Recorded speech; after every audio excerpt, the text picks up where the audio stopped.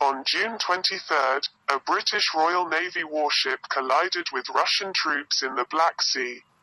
Since then, mudslinging has been going on between Britain and Russia. In this video I will tell you why British challenge Russia in Black Sea and explain the geopolitics of Black Sea. Hi, I am Hezender and you are watching Grand Chessboard.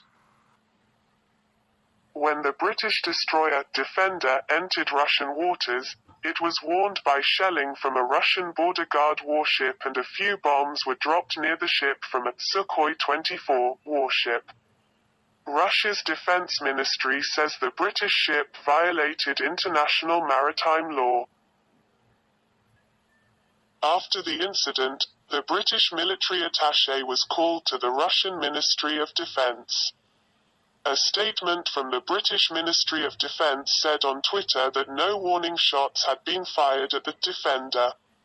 Instead, the ship was crossing innocent waters in Ukraine's territory in accordance with international law.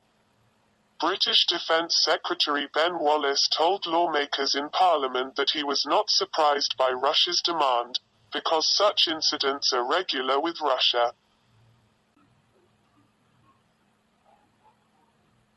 British Prime Minister Boris Johnson said the movement of British warships off the coast of Crimea was perfectly fine. Britain will continue to challenge Moscow to uphold freedom of navigation at sea. He said the use of international waters was perfectly correct, and the important thing here is that Britain did not recognize Russia's occupation of Crimea. Originally, Boris Johnson's words defined this conflict. Britain still sees Crimea as part of Ukraine, and Britain also sees the Crimean maritime border as part of Ukraine, not as an area of Russia.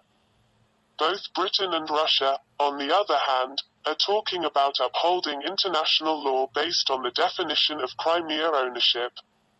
But the question is, what is Britain doing in the Black Sea, thousands of miles away from its own sea? The Defender arrived in the Mediterranean with the British Royal Navy's giant aircraft carrier, Queen Elizabeth. Separated from that group, the Defender and the Dutch naval frigate Everstein entered the Black Sea. 2 days before the incident, on June 21, a military agreement was signed with Ukraine on the deck of Defender in the Ukrainian port of Odessa. The British Ministry of Defence says the agreement was signed in accordance with an agreement signed between the two countries last October. Under the agreement, Britain will build 6 small high-speed missile warships for Ukraine and supply 2 old British Royal Navy minesweepers to Ukraine. Britain will also help build 2 naval bases for the Ukrainian Navy. At the same time, the British government is funding $1.8 billion for this project. It is also mentioned that some of Ukraine's current warplanes are suitable for carrying Western missiles. Britain will also help build a frigate for the Ukrainian Navy.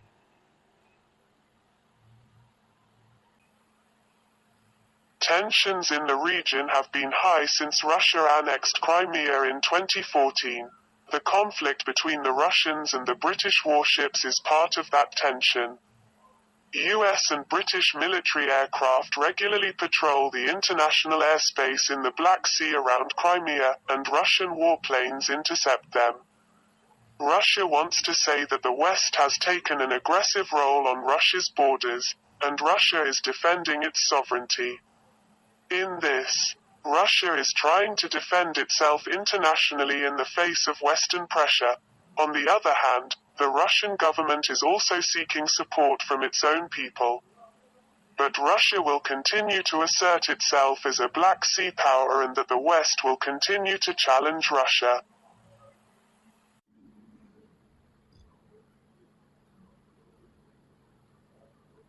Britain's interests in the Black Sea are not new.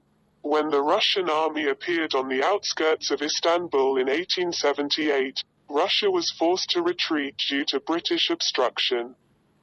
Britain is unwilling to hand over control of the strategically important Bosphorus to Russia. So speaking of the security of the Bosphorus, Britain established a military base in Cyprus, which still exists today. Britain ensured that control of the Bosphorus did not pass to Russia during the partition of the Ottoman Empire at the end of World War I in 1917. The Treaty of Lausanne, signed in 1923, gave Britain control of the Bosphorus into the League of Nations. However, after the advent of fascist Italy and Nazi Germany in the 1930s, the Bosphorus was redefined by the Montreux Convention in 1936, which are still in force today. For the first time since World War II, when Turkey sought help from the United States under pressure from the Soviet Union, the United States arrived in the Black Sea, and Turkey has been dependent on the United States for 4 decades. After the end of the Cold War in 2004, when the Black Sea countries Romania and Bulgaria joined NATO, Russia's tensions with the West in the Black Sea began. In 2008, Russia invaded Georgia. Then, in 2014, after the fall of the Russian-backed government through a revolution in Ukraine, war broke out in eastern Ukraine and Russia occupied Crimea. The British Royal Navy's destroyer, Defender, and the Dutch frigate, Everstein have set out on a mission to the Far East with the British aircraft carrier, Queen Elizabeth.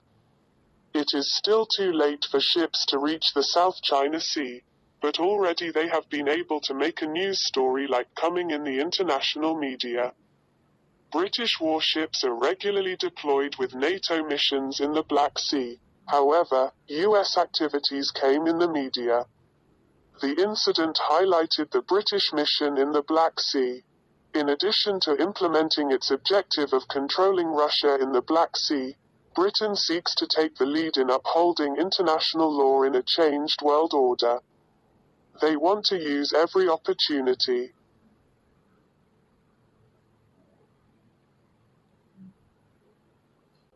At last we say, if you like our video, please like, share and don't forget to subscribe. Goodbye.